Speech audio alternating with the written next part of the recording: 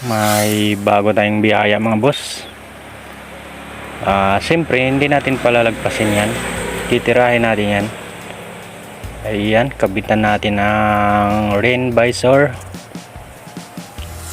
Ayan, kasama yan sa package na napagawa niya sa akin. Kasama yan sa rain cover. Dali lang ikabit mga boss, i-rivets nyo lang. Kailangan meron lang kayong pang rivets na tools riveter. Ayan, dumating na rin yung isang customer ni boss DIYers. Mag pick up na siya sa kanyang pinagawang gate. At mayroon din siyang ipapasingit na ipapagawa doon sa kanyang RE, kaya tinignan ko kung ano, at yun, nagkasundo na nga kami.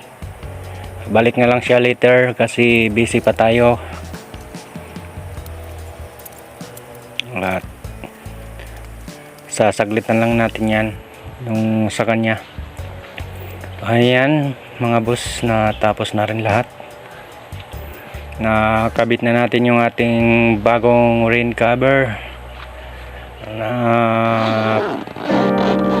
may partner lang siyang white. Sa magtatanong ng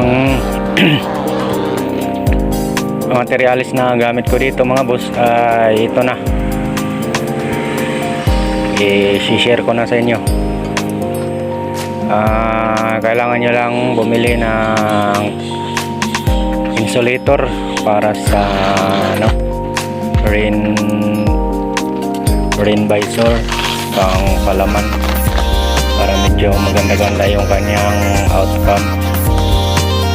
At saka 3 metros ng